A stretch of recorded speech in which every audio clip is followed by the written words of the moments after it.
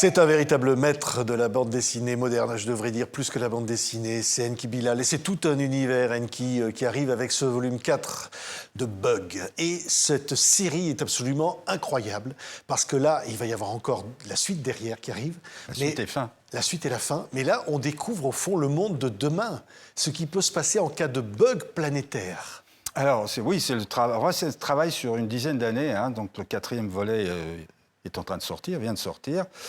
C'est effectivement la question de notre futur et de notre rapport à la mémoire, à notre mémoire, puisqu'on confie toute notre mémoire, toutes nos connaissances, on confie tout ça au numérique, hein, je suis le premier à le faire, et donc on est face à quelque chose qui nous échappe. Donc est-ce qu'on contrôle encore nos existences? Et lorsque ce bug arrive et prive toute la planète de tout ce qui est numérique, l'être humain se retrouve nu, avec que sa propre mémoire, ce qui lui reste. Alors, je passe évidemment sur le chaos que ce serait, et je me concentre sur deux aspects. Un aspect très universel au sens de l'univers, c'est-à-dire que ça nous dépasse. Il y a apparemment une entité qui vient de l'espace, qui a pris possession d'un humain, et cet humain a toute la mémoire du monde, grâce à cette entité. Et cet humain est obsédé, par contre, par une seule chose, l'infiniment intime, c'est sa fille, qu'il veut retrouver, et sa fille qui veut le retrouver. Donc il y a l'humain et ce qui dépasse l'humain, mais qui nous concerne tous, c'est-à-dire notre avenir, notre futur. Alors, c'est Cameron Hobb, sa fille, c'est Gemma, et donc ces personnages sont l'affect au fond du monde, de ce qui reste peut-être d'amour, de liens humains dans un monde qui est en train d'exploser de toutes parts. C'est un peu ce qui se passe aujourd'hui. Donc l'histoire se passe en 2040 parce qu'il fallait qu'une mission puisse revenir de Mars, donc que ce soit plausible, même si on n'est pas sûr. Hein. Je pense que même Musk, qui nous promettait la Mars pour 2035, je crois qu'il n'ira pas. Mais en tout cas, voilà, il fallait cette dimension d'un futur proche, mais plausible, où tout d'un coup, tout est devenu numérique, où on a la capacité d'aller sur Mars, mais où en même temps on est ultra fragile et que l'humain reste la dernière des bouées qui nous reste, en fin de compte, c'est la filiation. Et donc là, c'est vraiment ça, c'est un petit groupe qui essaie de résister face à ce monde qui est en train d'exploser, d'imploser littéralement. Alors, que serait ce bug, au fond? Est-ce que ce serait une attaque contre toute l'humanité et face à une humanité totalement démunie, qui peut-être va s'accrocher comme ça à une seule personne? Alors, il est démuni, l'humanité, forcément, parce qu'on imagine parfaitement, chacun a eu un problème avec son iPhone ou un bug avec son ordinateur. On sait très bien comment ça peut perturber et affaiblir l'humain. Là, simplement, je pense que c'est l'idée, c'est de se poser cette question sur le rapport à la mémoire. Parce que si on lâche notre mémoire, qui est la mémoire naturelle, celle qu'on a naturellement en la faison travailler, si on la lâche, on risque d'être perdu en ayant tout confié au numérique. Donc c'est un peu ça le sujet, savoir comment on peut éventuellement résister à cette surenchère de numérique. Oui, et alors cet homme, évidemment, Hobb, il peut être lui-même contaminé. Effectivement, et on s'accroche à cet être humain qui conserve la mémoire de l'humanité, mais peut-être se dédoubler ou d'une certaine façon. Alors lui, il est effectivement il est dédoublé parce que simplement il est en proie à une lutte interne entre le bien et le mal. Alors le binarisme, c'est quelque chose que notre monde connaît aujourd'hui. Hein, le monde binaire, on est dedans. À mon grand désespoir, je trouve ça assez terrible. Mais là, c'est un binarisme qui est celui du bien et du mal. Et le mal essaye de prendre possession de cet homme qui a toute la mémoire du monde pour faire le mal. Oui. Et le bien résiste. Et donc, le bien va réussir entre guillemets, à sauver Hobb. Là, c'est ce qui se passe plus ou moins dans le 4. Et dans le 5, il va y avoir vraiment un dénouement qui sera un vrai travail, je dirais, parce que c'est un travail sur 10 ans, où je me pose les questions de pourquoi ce bug? D'où vient-il?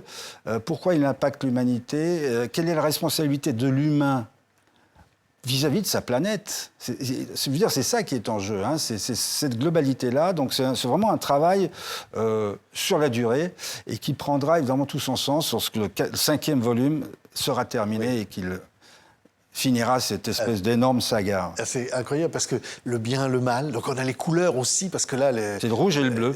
Les sont des véritables tableaux. Il y a des moments d'intimité et puis il y a des moments de virtualité, comme ça, où le dessin rentre dans le cerveau, dans l'inconnu, au fond. Il faut le représenter à travers le dessin. Oui, oui, il y a plus de peinture peut-être que de dessin dans ce volume, parce que précisément, dessiner la lutte interne entre le bien et le mal, ça ne se fait pas au trait. Ça se fait avec la peinture, ça se fait avec des aplats, avec de la matière.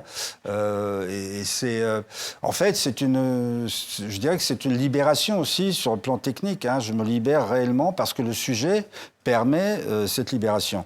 Et dans le 5e, ce sera très hybride, ce sera encore plus hybride que dans ce volume-là, parce qu'il faudra vraiment que je donne les éléments pour que l'on comprenne. Et moi-même, je suis en train de travailler là-dessus sans être sûr de la manière dont je vais essayer d'exprimer tout ça. Donc c'est ça qui est intéressant. Le bug du bien, le bug du mal. Oui. Et dans cette dualité terrifiante, on arrive à représenter, et là les dessins sont absolument fantastiques une nouvelle fois, Enki, et on a des personnages qui sont pris dans cette histoire et auxquels au fond on peut s'identifier aujourd'hui. Alors, je ne sais pas si on peut s'identifier à eux, mais je pense que déjà, on peut s'identifier au désir du père de retrouver sa fille et de la fille de retrouver son père. Je ne sais pas lequel a plus envie, mais ils sont dans cette obsession-là. Et cette obsession-là leur permet peut-être de traverser des zones tout à fait inconnues de l'humain et qui dépassent l'humain. Donc, on est dans quelque chose de très métaphysique. Hein. Je me suis laissé entraîner là-dedans parce que, avant d'aborder la dernière ligne droite, pour expliquer, il fallait passer par cette zone métaphysique et sortir du côté anecdotique. Donc c'est pour ça que je ne voulais pas que ce soit une histoire trop anecdotique. Et c'est pour ça d'ailleurs que je n'ai jamais montré de manière réaliste les effets du bug. Hein, oui. Parce qu'un bug traité de manière réaliste, ce serait une catastrophe. Ce ne serait pas montrable, ça n'a pas d'intérêt. Donc là, je reste sur les personnages et sur leur motivation à la fois affective, personnelle, et sur quelque chose qui les dépasse, voilà, la mémoire. Oui. Mais c'est presque aussi un roman, je vais dire, d'aventure graphique. C'est qu'au fond, on passe à Lampedusa, on va aller à New York, au Vatican, oui. et que même en sous-marin, on va prendre le train. Surmarin. Et donc, on invente aussi tout un univers comme ça. Oui, mais en même temps, je m'appuie, c'est bien de citer Lampedusa, je m'appuie quand même sur le réel, sur des choses, des situations qui sont réelles. Et on sait parfaitement que Lampedusa a été et toujours un lieu de passage pour la migration qui vient de Libye notamment. On sait les drames qu'il y a derrière tout ça. Et même si ça se passe en 2040, je cite et je fais jouer à Lampedusa un rôle dans ce 4e volume, qui est un rôle de filtre. J'imagine qu'il y a eu un hôpital de filtrage qui a été construit à cet endroit-là, sur Lampedusa, pour commencer à faire le tri de la migration. Donc tout ça, c'est des choses qui sont plausibles, qui guettent un peu notre futur, qui sont tapis dans l'ombre comme ça, mais ces questions-là vont se poser. Donc il fallait qu'il y ait du réel dans ce récit pour compenser, contrebalancer le métaphysique dont je parlais. Voilà. Mais à l'arrivée, on va essayer de sortir quelque chose de... pas une leçon, pas un message, mais je ne pourrais pas échapper à l'idée de message malgré tout. Ouais. Oui, c'est vrai qu'au fond, on a pensé beaucoup des albums étaient très à la guerre, l'ex-Yougoslavie évidemment, mais au-delà de ce monde, on va à New York aussi, à un moment, on voit le monde qui peut s'écrouler demain, ou combien on est dépendant aujourd'hui. L'entité, on se dit, c'est Dieu, c'est quoi? Il y a quelque chose qui menace la planète. Quelque chose, d'abord, c'est l'homme. Alors en fait, c'est ça, le message principal, ce sera ça, c'est que l'homme, nous, on est les premiers, à maltraiter notre planète. J'ai fait 3 albums là-dessus, qui s'appelait Coup de sang, où j'expliquais que la planète se révoltait contre l'humain. Donc je pense qu'on est quand même les grands responsables de la dégradation de la planète, qui de toute façon, une fois qu'on ne sera plus là, parce qu'on va finir par disparaître, et j'espère qu'on ne va pas accélérer cette disparition, la planète se portera très très bien, au bout de quelques milliers d'années, quelques siècles, elle renaîtra et sera plus belle que jamais, et on ne la verra pas, on ne la verra plus. Parce que je pense qu'on ne la regarde pas assez, et on ne comprend pas. On ne veut pas comprendre qu'on est sur un petit caillou extrêmement, extrêmement fragile, un grain de sable perdu dans l'espace, un micro-grain de sable au milieu de milliards d'autres grains de sable. Et on croit qu'on est les seuls au monde et qu'on est les principaux, et on croit que nos frontières, que notre façon de penser, notre idéologie, c'est au-dessus de tout. Eh bien non. L'être humain est en dessous de tout quand il se comporte comme ça. Et il se comporte comme ça en ce moment. Et alors c'est vrai qu'il y a une couleur, c'est le bleu, qui revient beaucoup, Enki Bilal. On le voit, regardez. Oui, mais... Et le bleu, il y a donc des taches bleues même sur les visages qui apparaissent. Le bleu, c'est quoi? Là, ça n'a pas toujours la même fonction, mais là, le bleu, c'est le marqueur de ce bug qui est un micro-organisme hyper sophistiqué, puisque c'est lui qui est le disque dur qui va aspirer toute la mémoire du monde. Donc, il faut dire, il est sacrément balèze quand même. Hein. Et donc, c'est sa couleur, et c'est lui qui marque les personnes qui lui sont, comment dire, qui sont sous son contrôle, plus ou moins sous son contrôle. Alors lui, Hob, le personnage principal, il est tout bleu là, parce qu'il est totalement sous son contrôle. Voilà, ça c'est l'aspect, on va dire, c'est pas seulement visuel, ça a du sens évidemment. La couleur chez moi, je pense que je suis pas le seul à faire ça, mais la couleur a un véritable sens. Elle fait partie de la narration, elle fait partie au même titre que les mots et que le graphisme, la couleur fait partie du narratif. Oui, il y a les 3 volumes. Oui, voilà. Le suivant. Je m'arrête à 5 et ce sera. C'est vrai que vous avez été rattrapé par l'intelligence artificielle. Qu'au fond, elle arrive dans un des volumes, exact. Et qu'au fond, ça va plus vite encore. Alors, je savais que l'intelligence artificielle, c'était dans les tuyaux. C'est un grand thème de la science-fiction. J'ai lu plein de bouquins là-dessus. Hein. Mais j'ai été surpris par son irruption aussi rapide, aussi puissante, aussi fulgurante. Et là, en fin de compte, ce n'est pas gênant dans mon traitement. Pourquoi? Parce qu'avec le bug, donc il y a 10 ans, lorsque j'ai commencé, il y a 7 ans, lorsque j'ai commencé avec le bug, l'intelligence artificielle disparaît.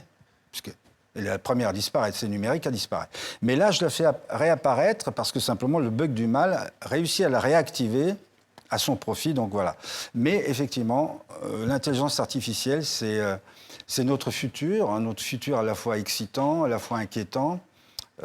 C'est un sacré pari pour l'humanité d'essayer de gérer ça. Je pense qu'on peut pas se passer du progrès, parce que l'être humain est formaté pour ça. Hein, c'est dans ses gènes. Il va essayer de dénicher un coin où il ne s'est rien passé pour essayer d'y bâtir quelque chose. On a construit des sociétés, on a construit ce monde-là, avec ces choses magnifiques, avec ces choses détestables.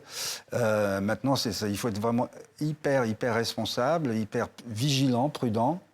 Et c'est une sacrée partie qui s'annonce. Ouais. Oui, c'est vrai que la science-fiction, c'est aussi une manière d'essayer de deviner ce qui va arriver. C'est vrai. Et aussi de se laisser porter, parce que je crois qu'en dessinant, en écrivant cet ouvrage extraordinaire, jusqu'à la dernière page, vous ne saviez pas où vous alliez. Parce qu'au fond, vous êtes emporté par le récit. Alors, c'est ce qui est, moi, je trouve ça intéressant, c'est que je sais où je vais pour la fin. Mais, par exemple, le tome 4, qui vient de se terminer, 3 pages avant, je ne savais pas comment j'allais le terminer, ce 4e volet. Je ne savais pas. J'avais plusieurs possibilités, et celle que j'ai choisie est arrivée au dernier moment. Je ne dis pas ce que c'est, on appelle ça un cliffhanger, hein, c'est une espèce de chute comme ça, donc ceux qui regardent les séries savent très bien ce que ça veut dire. Donc il va falloir attendre maintenant 2 ans et demi pour avoir la suite, mais la suite sera vraiment un travail particulier, donc ce sera un livre très particulier, mais de créer comme ça, dans le temps, dans la durée, en ayant le temps de le faire, c'est quelque chose de très important et très intéressant. Donc cette liberté-là, moi j'en profite parce que c'est rare, et ça permet de maîtriser son récit et en même temps d'être ouvert à tout ce qui va arriver, tout ce qui peut bouger dans le monde. Et ça peut parfaitement influencer sur un élément de l'histoire, sur un des personnages. Enfin, c'est très agréable de travailler comme ça. Mais finalement, ce Cameron Hobb, il existe peut-être aujourd'hui, il est quelque part. Et demain, il sera... je ne sais pas, c'est l'homme qui a l'hypermnésie pareil, mais là, c'est une hypermnésie...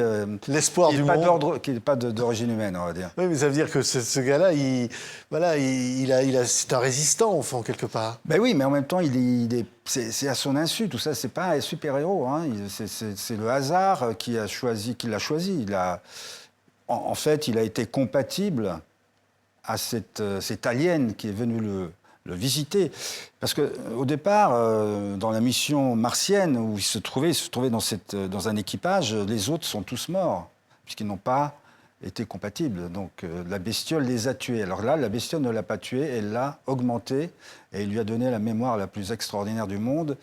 Et que fait-on de cette mémoire-là ? pas facile à porter. Merci beaucoup, Enki Bilal. Regardez. Merci. Voilà, vous retrouvez évidemment l'univers incroyable d'Enki Bilal. Ça va au-delà de tout, hein, c'est vraiment... Et là, les quatrièmes volumes de ce Bug qui vient de paraître, qui donne envie de remonter dans le temps, de lire les 3 précédents en attendant la suite. Merci, Enki. Merci. Bug, Merci. il faut y aller. On n'a pas le choix. Hein. Ah, non. On va assumer. On va assumer. L'humanité doit assumer. Merci, Enki Bilal. Merci.